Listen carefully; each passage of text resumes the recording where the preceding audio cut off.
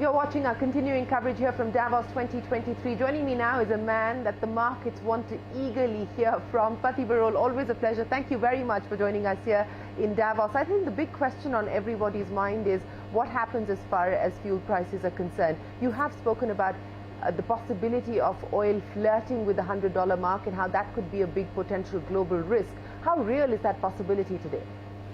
Now, oil prices are always important, but nowadays it's more important because many countries around the world have huge difficulties as far as their economies are concerned. As a result of high energy prices, high food prices, and geopolitical context is also not very easy. Now, in this context, today the global oil prices are about $80, still a burden. But when we look at this year, next months to come, there are a couple of uncertainties which could push up the prices. And among those uncertainties, for me, the most important one is China. Because last year, China's oil and gas consumption declined for the first time in the last 40 years. Right. And China is the largest oil importer of the world. And if this year Chinese economy rebounds, which everybody expects as a result of reopening, it will put upward pressure on the prices. And if the producers do not respond accordingly in terms of opening the taps, we may see difficulties in the oil markets, and we may see prices going further up, which is again a bad news for the rather vulnerable situation of the global economy. Absolutely, it will be bad news for large parts of the world, including countries like India. But what's the expectation? Many are suggesting that we could even see a price of $110, $120. What's your own expectation if indeed China demand comes back strong?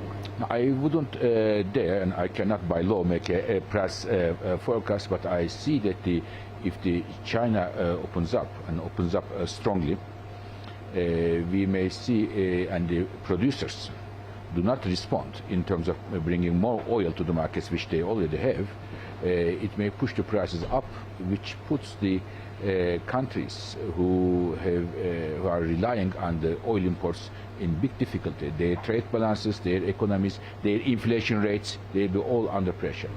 Let's talk about the global economy at this point in time. And of course, energy is just one of the factors that's weighing on the global economy and on growth.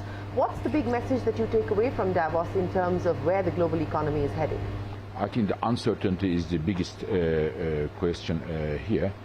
But there are a few good news. For example, many people were expecting that Europe will go through a major recession, which seems not to be the case. It is for now. And in many parts of the world, we are seeing good economic growth rates, including mainly in India and elsewhere. So these are good news, but the pitfalls are there. The inflationary pressures are there.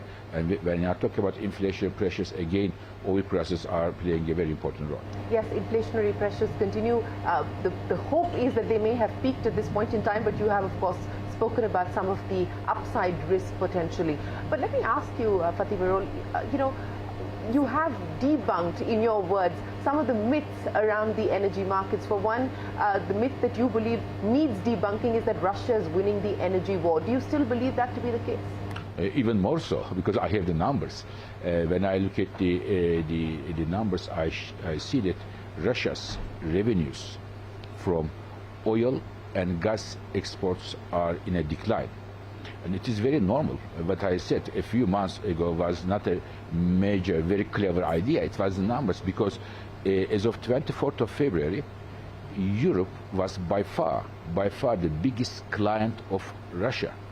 75% of all Russian gas exports went to Europe, and 55% of all Russian oil exports went to Europe. So by far the biggest client. And you use, if you are even a small market somewhere, you use by far your largest client.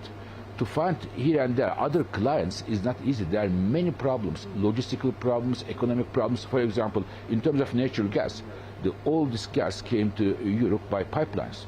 You cannot build pipelines from one day to another to Asia or somewhere else. In terms of oil, one oil tanker from Russia to Europe to go there takes 5-6 days. To go to Asia takes about 2 months. So there are many issues, and as a result of that, I believe, and the numbers now confirm that Russia is losing the energy war. At least it looks like that for the time being. And Russia was the largest energy exporter of the world as of 24th of February. Right. And if the things go like this, Russia's role in the global energy scene will be much more diminished. You know, since you believe that Russia is losing the energy battle, and that perhaps pushes them into a corner on the back of the sanctions that have been imposed by large parts of the world, do you then fear that there will be a further escalation between Russia and Ukraine, which is what the Russian side seems to indicate, especially over the last 24 to 48 hours? Or do you believe that this will now push Russia to adopt a different strategy because it is hurting them? I really don't know how the battlefield issues will evolve, but I really hope that sooner rather than later there will be a peaceful solution, which will be good news for Ukrainians and also for Russians and for all of us. It's my hope. Yes, that is everybody's hope. But you know, one of the other myths that you debunked was that the energy crisis that we are currently in the midst of will set us back on the climate transition. You don't believe that to be the case. You believe that global CEOs, policymakers at this point in time are doubling down and renewing efforts to make the transition. Exactly. It is also it's good that you remind me these things, because again the numbers we have last week from all energy sector do confirm. For example, 2022, the growth in renewables was highest in the history, 25% to growth from one year to another. Big growth in renewables. In terms of the electric car sales, we have never seen such a strong electric car sales around the world. Efficiency improvements, huge heat pumps, huge growth, and many countries are making a comeback for nuclear power. So a lot of clean energy sources are moving very strongly to the energy markets, because it is not only driven by the climate concerns but also energy security concerns. People want to build their own homegrown energies. So what we are seeing is that the current global energy crisis, in fact, accelerates the clean energy transitions. And when I look at the numbers in India, they are just very exciting in terms of solar, in terms of wind, in terms of hydrogen and others. India is doing an excellent job there. You know, so let's focus on India, because you said that the numbers in India look exciting. What is exciting you about the numbers in India, especially on the renewable side? It is because it is growing much more stronger than many people expect. Even the most optimistic people about the Indian renewable capacity expansion, it is much stronger than that. And India not only pushes especially the solar so strongly, but also looks at the manufacturing side. For example, the batteries. There's a lot of incentives for building batteries at home, and also solar panels. Now, one issue we have to all understand, that the world is going through a clean energy transition, but energy transition means industry transition. The clean energy technology manufacturing today there is one country which dominates the entire game. 75% of all electric car batteries, 90% of all solar panels, 75% of all wind mills, so and so are manufactured in one single country, China. So this is also, on one hand, I appreciate China's leading role here, but to rely on one single country, whoever this country is in the energy world, in my view, is a risky business. You shouldn't rely on one country, one company, one trade route. You have to have diversification. Therefore, India's steps in order to give a boost to its own domestic clean energy technology manufacturing is also welcome. You brought up some of the aspects that excite you about India. Let me ask you about green hydrogen, because there is a big plan that the government has unveiled to try and push green hydrogen. The government's aspiration is that India be the leader as far as green hydrogen is concerned. What do you make of that? I think when I look at the numbers in terms of the cost of green hydrogen in India vis-a-vis some other countries, very promising.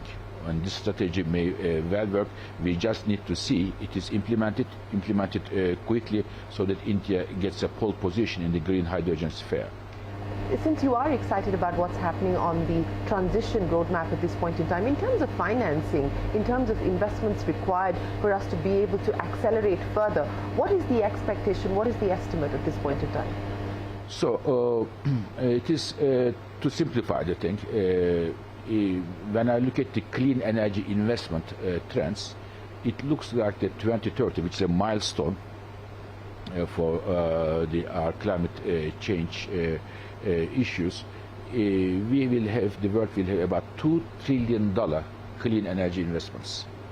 In order to be in line with our Paris goals, this 2 trillion needs to double, 4 trillion.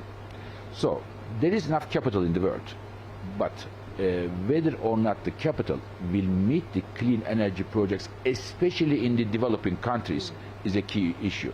So if you ask me what are the challenges to reach our climate goals, I can give you 100 things. But if you ask me to choose one of them, financing clean energy transition in developing countries.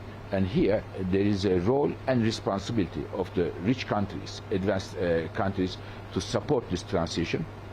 The responsibility is because the problem we have today, the climate change, is the concentration of carbon in the atmosphere since 100 years, and the share of advanced economies is more than 80%.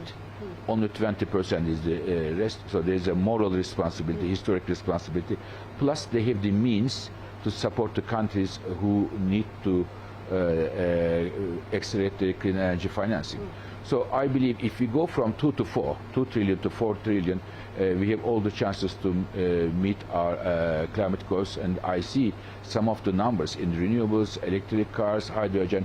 They are really encouraging. Well, that's good to hear. But what do you make of the loss and damage agreement that's finally been worked upon? And of course, now execution is going to be key.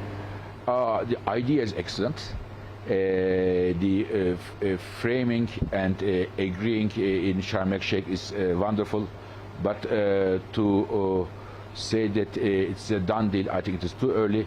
I would like to see the details, who's going to pay, how much and when, and then if they are going to deliver. So before being so happy, I want to wait and see the next steps. Absolutely. I think it would be premature to hold this out as a victory just yet. But let me end by asking you, Fatih Birol, on the back of everything that you know, and there could be many known unknowns and many unknown unknowns that the world faces. But at this point in time, how hopeful do you feel that perhaps the worst is behind us, both on the energy crisis and the inflation crisis?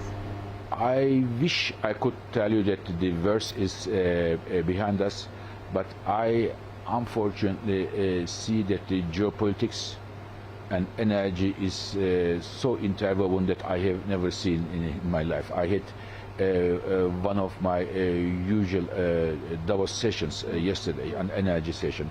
It is, I think it's my 14 or 15 years in a row. I have never seen so many prime ministers, so many politicians who have never been in an energy session. And I told them, it is on one hand, it's welcome, but on the other hand, I wish energy was a business and free of political circumstances. And unfortunately, I think I have all the reason to be a bit less optimistic that this year we may see geopolitics and energy will be more and more interwoven, and in general it is not a good news. No, it isn't good news, but of course you have a packed audience there listening to you, and a packed audience on CNBC watching you as well. Fatih Birol, always a pleasure. Many thanks for joining us here on CNBC-TV18. Well, that's the big view as far as the energy market is concerned. Not too optimistic. Fatih Birol there joining us here in Davos. We're going to take a break. A lot more coming up. Don't go anywhere. We're back in a moment.